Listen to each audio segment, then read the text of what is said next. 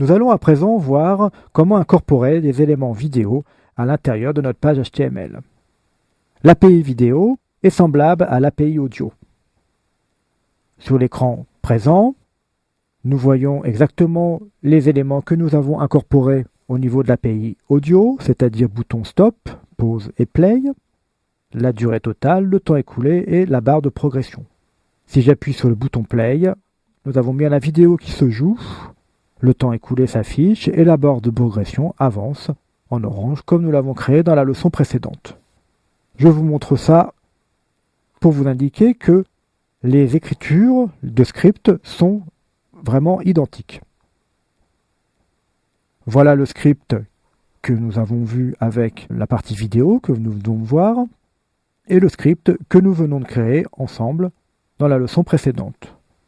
Mis à part le fait que certains éléments ne sont pas tout à fait placés au même endroit, puisque ces deux scripts n'ont pas été faits en même temps, nous avons exactement la même chose, puisque nous avons un accès vers un élément son d'une part, là nous avons un accès vers un élément vidéo, toujours un texte total, un texte courant et une taille de 200 pixels, ce que nous avions fait ici. Donc là, je n'avais pas créé la variable texte total et texte courant, puisque dans le cas précédent, nous sommes allés chercher directement l'élément total et l'élément courant, l'élément temps qui est situé là. Donc ce n'était pas particulièrement utile. De la même manière, nous avons un bouton stop, un bouton pause et un bouton play.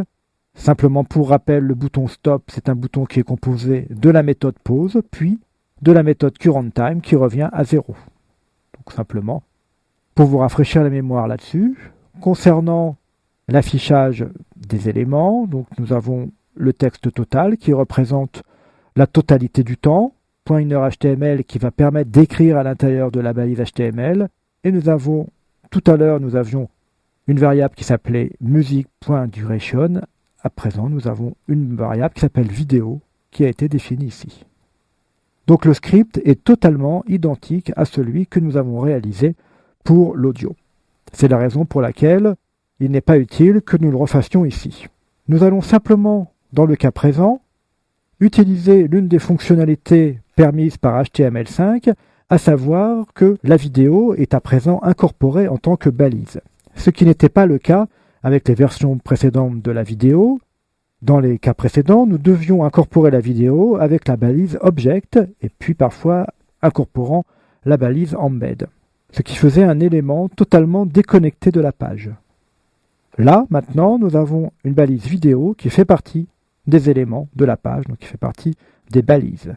Nous allons pouvoir ainsi jouer sur la vidéo comme nous avons pu jouer précédemment avec les images, notamment en attribuant une transition aux vidéos. Nous allons réaliser un bouton qui va permettre de réduire et d'agrandir la vidéo avec une transition. Bien entendu, cette transition ne pourra fonctionner qu'avec les navigateurs qui le supportent, c'est-à-dire le navigateur Safari.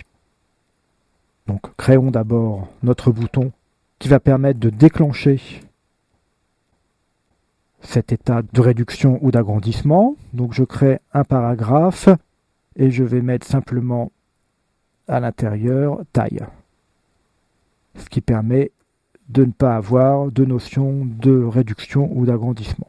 Taille. Et cet élément P aura une identifiant égale taille également. Je vais revenir dans la partie supérieure et maintenant nous avons un peu l'habitude de réaliser des scripts. Donc je vais, comme d'habitude, ajouter un événement comme celui-là, donc document.getElementById taille.onClick égale fonction. Donc lorsque je vais cliquer sur ce bouton taille, je vais déclencher une petite fonction.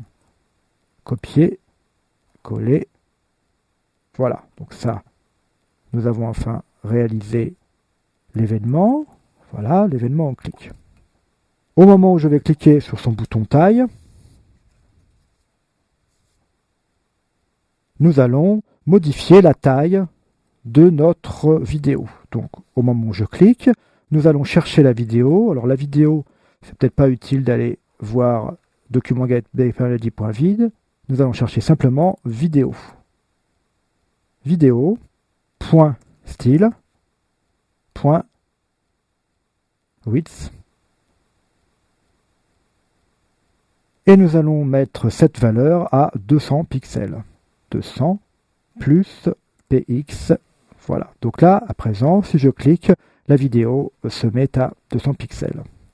Afin que le bouton serve d'interrupteur, c'est-à-dire au premier clic, nous aurons une réduction, et au deuxième clic, nous aurons un agrandissement, nous allons réaliser une petite variable qui va préciser l'état actuel de notre agrandissement-réduction. Je vais placer au-dessus une variable que l'on va nommer état, et qui pour l'instant au départ est égale à 1. C'est-à-dire que la vidéo est dans son état initial, est dans son état normal, avec un rapport d'agrandissement de 1, donc taille normale. Et puis, ici, nous allons ajouter une condition. If la variable état est égale à 1, donc c'est un double égal à ce moment-là, parce que c'est un égal de comparaison, égal à 1, alors réduit la vidéo à 200. Donc voilà, c'est un script relativement compréhensible. Il suffit de ne pas se tromper au niveau du double égal pour la comparaison. Et lorsque la vidéo est réduite, la variable état bascule sur une nouvelle valeur qui est égale à 0 par exemple. Dans l'autre cas, else, donc dans l'autre cas, c'est-à-dire que nous sommes dans un if état égale 0, nous allons choisir de remettre l'état de la vidéo à sa valeur initiale, c'est-à-dire 360.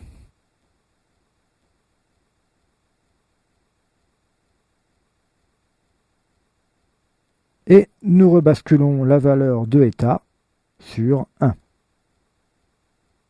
Et nous avons terminé notre script. Donc en résumé, au départ état est égal à 1. S'il est égal à 1, on met la vidéo sur 200.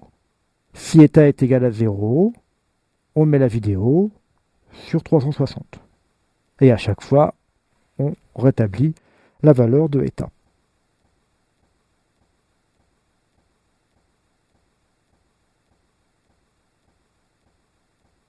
Donc notre script fonctionne correctement, un clic sur taille réduit et un clic sur taille agrandi. Alors à présent, nous allons bénéficier des avancées du HTML5 et du CSS3 pour pouvoir produire cet effet d'agrandissement-réduction avec une transition.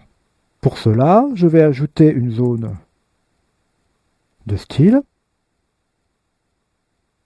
Bien entendu, il serait souhaitable plutôt d'ajouter une zone de style à l'extérieur de notre page. Et je vais aller chercher l'élément qui s'appelle vide. Voici cet élément vide. Nous allons lui attribuer donc une taille égale à 360, une margin 0 afin de le centrer. Ce sera peut-être plus beau. 0 auto. Et nous allons lui attribuer également le fait que cela va être modifié avec une transition. Donc Moz transition.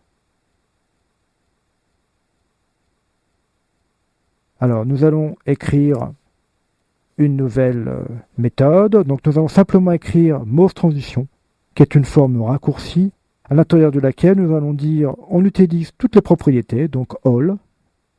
La transition doit être faite en 5 secondes.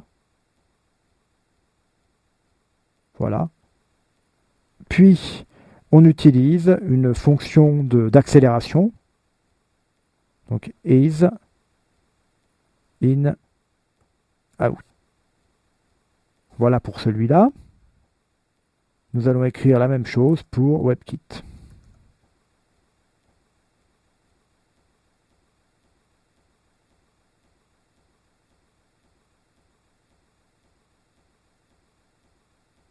Et enfin, la valeur générique.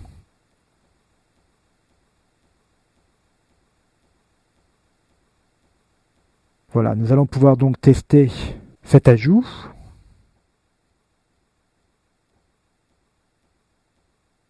Nous avons bien une magnifique transition qui dure 5 secondes avec un début un peu lent et puis une arrivée un peu plus rapide dû au fait que nous avons utilisé cette fonction is in out. Et la réduction se fait dans le même ordre d'idées.